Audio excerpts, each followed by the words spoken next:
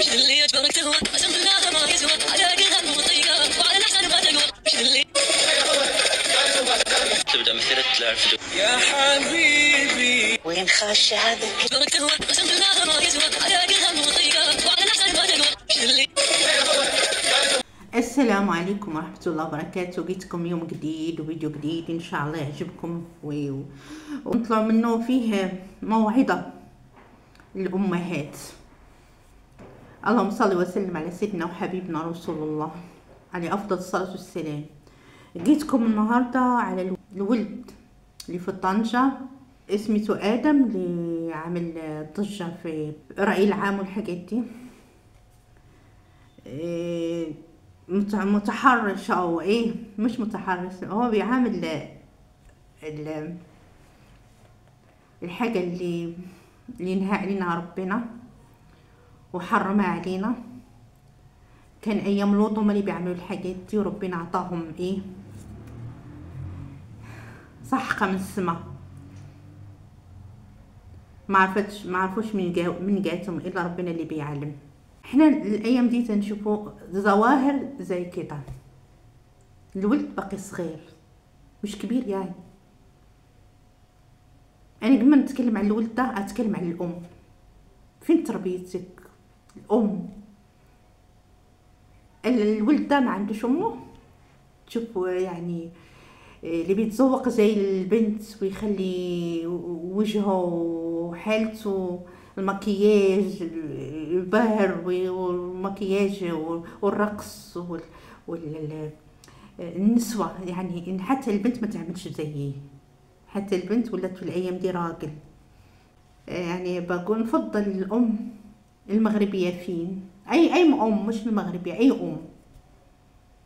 انا ما اعرفش ولدي راح فين وجاي فين، صحابه مين، بيمشي مع مين، واقف مع مين. يعني الام ولات غيبة في الدور ده. الام بغات غير الفلوس. الولد لما يدخل ليا فلوس ما نعرفش الفلوس دي اللي كثيره جات منين، ما نسولوش او كاع يعني ما ليها. لو حتى ما جاتش هي ممكن انا نتبعه ناف ولدي الحاجات اللي بيعمل صح ولا غلط. غير ولد وطلق. في امهات، انا ما نقولش العمام، مش في امهات ما شاء الله عليهم منهم راجل بيسافروا لرجالتهم من الخارج ويخدموا ويتمع الراجل برا، والمراه هي الراجل وايه والمراه، منها راجل ومنها مراه. وتخرج رجال ولادها رجاله، بتعلمهم بتقريهم بتخليهم مستوى عاليه. وحتى اللي ما قراش بيدخلوا الشغل بتربيه راجل، حد ما يمسوش. احنا بنعلم اولادنا من دلوقتي. اوعى حد يمسك، اوعى حد يحيد لك بنطلونك او سروالك، اوعى حد يتعدى عليك، اوعى عم خد بالك ما تبركش على حجر حد. يعني الام يعني بتعطي نصايح. الولد هو صغير، والله هو صغير وكثير جيلنا ده اللي فيه التواصل وفيه الحاجات الوحشه اللي بيشوفوها الناس. الفيديو ما تشوفيش. انا نتكسف نتكلم على الفيديو ده. الولد بقى برهوش ومضاصر. بصراحه الحكومه لو مسكاته يا ريت، وتكون ايه عبره لاي حد اللي بيعمل الحاجات دي، عشان احنا كمان نتحاسبوا عند ربنا في الحاجات دي. لا البلاد ولا اي حد. احنا ما تقولش انا مالي، انت كمان تتحاسب معاه عشان شفتي بعينك وما نهيتيش. انا مش بقولك انهي سير دير لي شي حل، لا، في شرطه، في ايه، في اي حد لما يشوف الحاجات دي ظاهره. لا احنا مكان مسلم. حتى الحاجه الوحشه دخلتوها لينا اللي ما كناش نسمعوها، وكنا لو شفنا حد كنا ندفلوا عليه بوجهه. زماننا احنا. انا بغيت نعرف الام بتوه على ولادها فين. فيه امهات بيخلوا ولادهم صغيرين وعريانين، ما بيهمش الولد ده. في الناس ولات نفسهم مريضه ولاو ايه كالكلاب بيتعدوا على الولاد. ويغصبوهم، ما بيخافوش ربنا. انا عايزه الام فين تربيه ولادها، لما حتى خرجت تشتغل انا ربي على ولدي على الاصول وعلى دينه، ونعرف ولدي برضه ما نتلهاش عليه، نعرف ولدي بيعمل ايه. لما يجيب لي في السن ده ويجيب لي فلوس كتير نقول له ولدي جبتي الفلوس ده منين؟ حتى لما واش قال لي نعرفه، لو درتيه في راسك هتعرفي ولدك بيجيب الفلوس منين. اولا الفقر مش عيب، لو هما فقراء الفرق ما كنا دزنا فقراء، يعني ما فيش حد يعني يطلع ملعقه بفمه ذهب وطلعوا رجاله.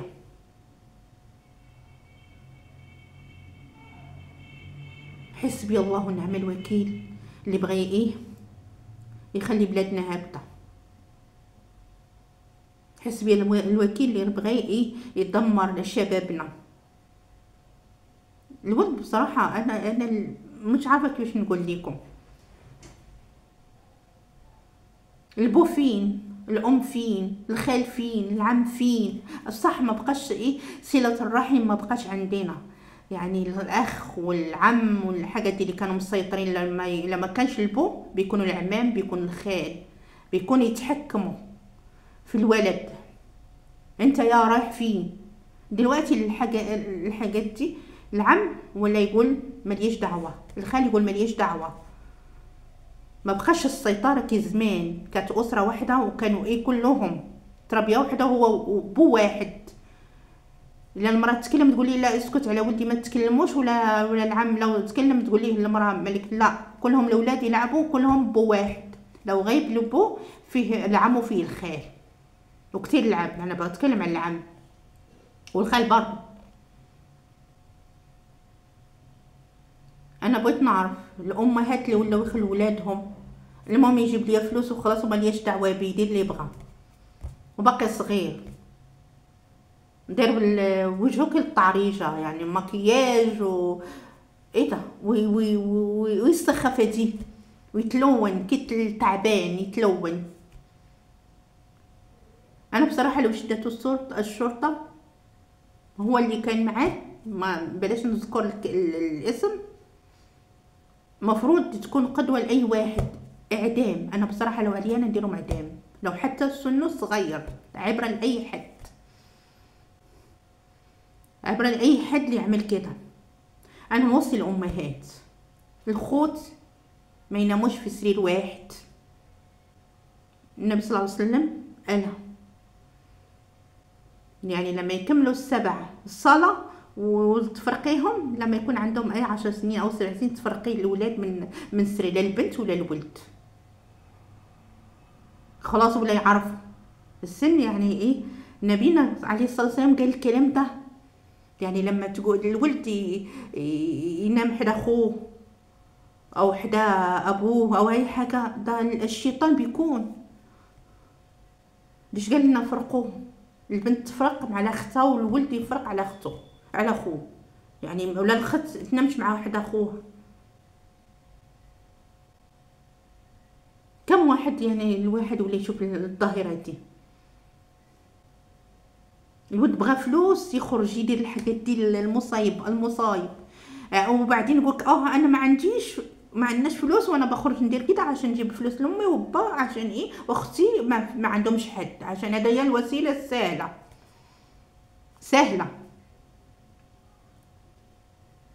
اي حسبي الله ونعم الوكيل، لما يعطيهم لك الله غتعد بيوم عنده، غتوقفي عنده وغتشوفي يا ويلك من ربنا لما بتربيش ولادك مزيان وعلى دينهم وعلى اصلهم. الولد بيطلع كده وانا نعلمه الدين، ده ما تعلم ما ديروش وده ما ديروش. اوعى حد تمشي عند حد، اوعى حد يقولك تعالى، يعني والله العظيم انا مع ولادي كبرتهم كده، انا كبرت ولادي كده وبنتي كمان بتكبر واي واحد لما انت تسمع كثير الناس اوعى يا ولدي تمشي كده او تمشي كده او خد بالك، اوعى تاخد برشام، اوعى تعرفي ايه الواحد الخوف بيوصل ايه، عشان خوف اللي قدامي. والام تكون ايه بتخاف على ولادها زي القطه لما يمسهم حد بتقش. تكون محافظة على ولدها. الام توصي ولدها في المدارس، توصي اللي عندك تاكل تشرب حاجه، عندك يوعي لا البنت ولا الولد اوعى تشربوا حاجه عصيرات، او حد ما الناس ما تعرفوش وتوقفوش معاهم، اوعى حد تقول لي نضرني راسي وتعطيه البرشام او الفانيد اللي بنقولوا احنا تشربوا. اوعى اوعى اوعى اوعى انت كله تنطرقهم لك ما يخرج الباب من المدرسه، وحتى كبار. انا من النوع ده، يعني انا تعذبت على ولادي وتمحن وخليني ما نمشيش خدمت عليه ولا حاجه. انا هذيك الولده لما تولديها ما ولدتيهاش بعذاب، ما غوتيش الا ربنا اللي شاهد عليك. لما خرجت لك الولد ولا البنت يولي الولد يعطي نفسه بالساهل، عشان ما كايناش الام ولا الاب، ما بقاش العيله كما كانت مشبته من زمان. دولا حتى الحرايم الانسان ولا يخاف من الدنيا عشان ما بقاش الدين داخل بيوتنا، غير ولدي وطلقي. انا نعرف الام يعني هي اللي بتكون عينها هنا عينها ورا، بتلف مع ولدها كده وكده، حتى خرج لبرا ما كنتش نخلي ولادي يخرجوا. انا بعدا ما كنتش نخلي ولادي يخرجوا، وعيني لو خرجوا عيني معاه. انا بشوف ناس يعني بيخلوا ولادهم سايحين ولا يسولوا عليهم، وتقولوا لما الولاد بيقولوا يحبوا الحاجات دي. حسبي الله ونعم الوكيل. واللي مثلي واللي يعني ولد كده وما يهموش حد، بيرقص ويغني ومكياج انا غندير زيي. انا بناكل نفسي لما بشوف شي ولد كده. كثير الاولاد وحتى البنات اللي حافظ على شرفه وعيبه، وكثير راجل لما يحافظ على نفسه، لما يطلع راجل، ما يطلعش بنقولوا احنا يا خنثى ولا ما عاد بيقولوا يعني والله نسيت عليها. يولي راجل ومرأة في نفس الوقت. ليه؟ الدنيا اللي طرى ليها، الدنيا طرى لها ايه؟ تعرفوا الواحد لما اللي بيعمل الحاجات دي ربنا يطلع لي سفود حامي من حتة دي بيعمل الحاجات دي. ربنا يغفر لنا ويسامحنا يا رب، ويبعد عنا الشر لولادنا. وحسبي اي ام اللي ما بتاخدش ولادها. اهو واحد يعني طفل سميتو ادهم في طنجة يخرج في اليوتيوب ويخرج في التيك توك ويخرج في الحاجات دي، يعمل الحاجات دي علني واللي معاه كمان. لكن احنا نتمنى الشرطة عندنا في بلادنا ان شاء الله، وحتى اللي عمل معاه كده ان شاء الله يتخطوا بلاده حتى هي. انا ما نعممش. ربنا يديرنا تاويل الخير يا رب. والله الدنيا بقى بخير، نقول من الزنازل وما الدنيا فيها وما القرا والغلا وما ايه على حساب نيتنا اللي بنعمله. ربنا والله ساترنا في الدنيا دي، ستر الناس كتير. ربنا ما يفضحش، لكن لما بغى يفضح بيفضح بيعطيك ما يفضحكش لكن لما خلاص يعني هو ستر وفضح في نفس الوقت. بيفضح عباده اللي بيعملوا الحاجه المصايب. اي واحد يستر ويفضح. انا نتمنى اي ام ولد من الزينات وولد يعني واخا الواحد بيتكلم من الزينات وولد باقي صغير. انا لما ولدي يجيب لي الفلوس وما نقول له يا ولدي انت ايه انت خدمتي في ايه، يعني حتى عملتي ايه، ما صدق يجيب لي فلوس واسيبه يدير ما بغى. وانا فين انا فين تربيتي وفين دوري؟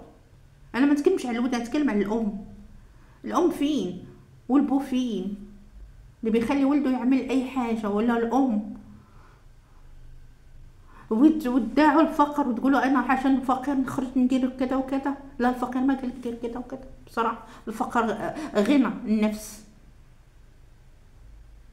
غنى النفس،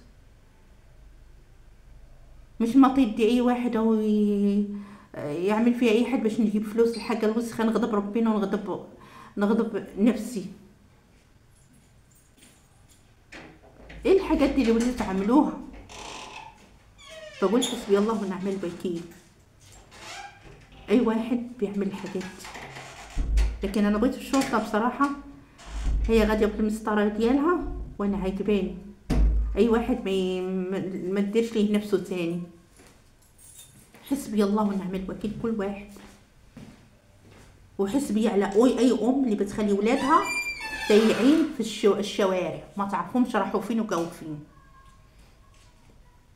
كثير الام اللي تكون طماع ما بيهمهاش ولدها جاب لها الفلوس منين ولا اي حاجه. ربنا ياخد فيكم الحق. فضحتونا. مش الامهات كلهم، لا، فيه امهات ما شاء الله عليهم تمسيهم في عينهم، ما تمسيهمش في ولادهم وحاضين ولادهم زي رمش العين. ويبقى غير ولد اطلق. لازم نشوفوا ولادنا رايحين فين وجاو منين وصاحبين مين. حتى في المدارس نمشي نشوف المدرسه ولدي ايه بيعمل ايه. اشوف ولدي لما انا ما تخيلش بالي في ولدي التغيرات اللي تغير. لازم الوحده تكون ايه حل عينها 24 ساعه تشوف ولدها مشى ولا بنتها ولا ولدها، عشان انتي غتحاسبي عند ربنا كده. يقولك راعي انتي راعيه، وتحكمي على ايه ولادك اللي مربي اللي عندك في البيت، عشان انتي يعطاهم لك الله راعيه ليهم. غيحاسبك في اي واحد، غيحاسب ولا البو ولا الام، غيحاسبهم الله على ولادهم. ربنا يسترنا الدنيا واخره. اش اللي غنقول؟ بعض الامهات ها الطلاق ها الزواج ها ايه ونساو ولادهم. لو حتى ابوه ميت، انتي من راجل ومرأة. انا والله انا عايشه في مصر والله العظيم بيخرجوا برا الرجال في الخليج والحاجات دي، تلقى المراه ما شاء الله وكثير صعيده. وانا نقول المصريين في الستات كلهم، انا ما نقولش غير المصريين، في بلاد كل اي بلاد تلقيها منها راجل ومنها ما شاء الله. لما توقف راجل، ولما تكون غتكون ام. لكن في الجد بتكون جديه قوي، حتى الهزار مش معاه هي. يلا نقول لكم لا اله الا الله محمد رسول الله. ربنا يتوب علينا من المصايب اللي تنشوف بالدنيا دي، والله ربنا ساترنا. لا اله الا الله محمد رسول الله.